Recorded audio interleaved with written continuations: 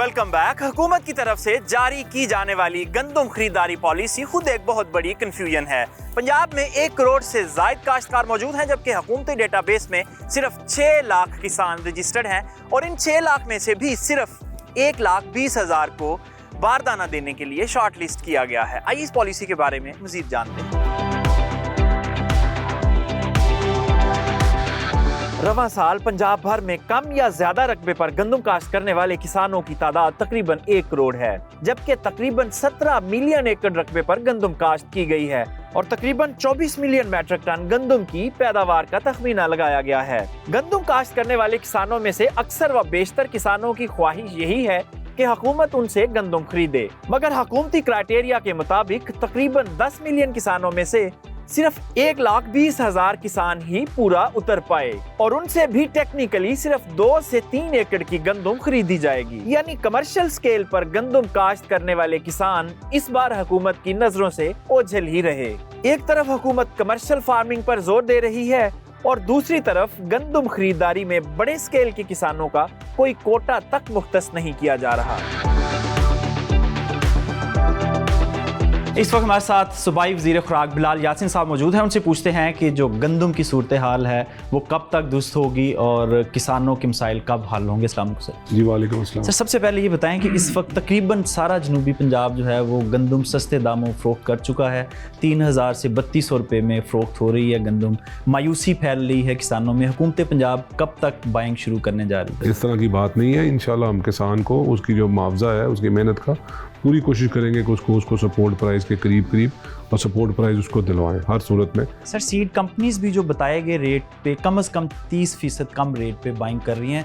4500 रुपये 4,000 जो रेट उन्होंने कहा था, इसके बावजूद वो भी 36-37 पे बाइंग कर रही है। जी, ये इश्यूज हैं, ये चैलेंजेस हैं। उसकी वजह आपको सारी बैकग्राउंड पता है कि जी इतनी ज़्यादा इंपोर्ट हो गई कि जिसकी वजह से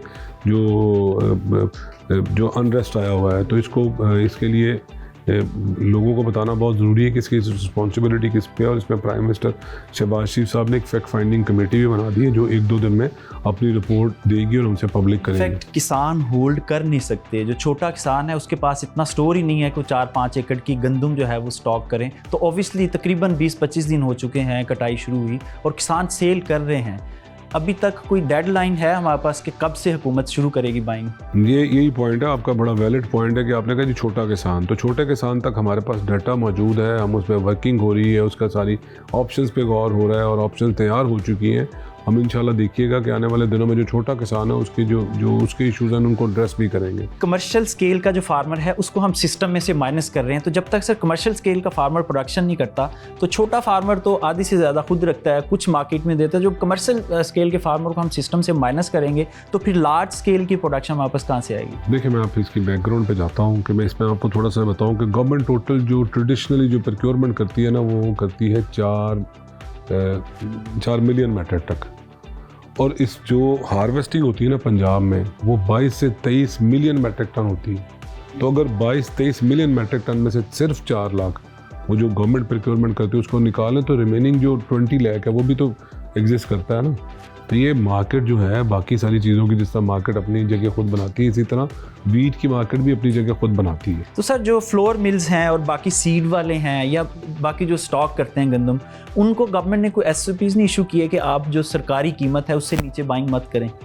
देखिए, उसको जो गवर्नमेंट रेगुलेट नहीं करती, गवर्नमेंट ने अपने तौर पे, फूड डिपार्टमेंट ने अपने तौर पे मार्केट में एग्जिस्ट करना होता है। बाकी प्राइवेट सेक्टर को रेगुलेट नहीं करती गवर्नमेंट।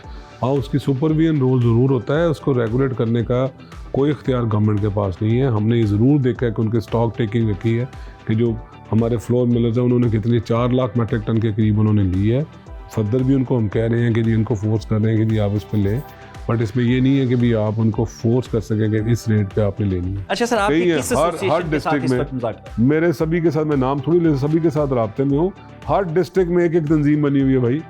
नहीं सर, उकाड़ा में एक है, वो जिले तंजीमें हैं। मैं पाकिस्तान लेवल की पाकिस्तान लेवल की बात करता हूँ। जो उकाड़ा में है वो उकाड़ा में ही उनका स्ट्रॉन्ग होल्ड है, उकाड़ा या साहिवाल में। ये डिबेट नहीं है हमारी, तो हमें उनका एहतराम है। जो एक्चुअल जो तंजीमें हैं जो अपनी पोजीशन दूसरी तरफ लिए बैठे हैं, दूसरी पार्टी की तरफ लिए बैठे हैं, वो तो हमारी पॉलिसी को टो नहीं करेंगे ना। इसलिए हमें किसानों का कोई इश्यूज को एड्रेस करना है।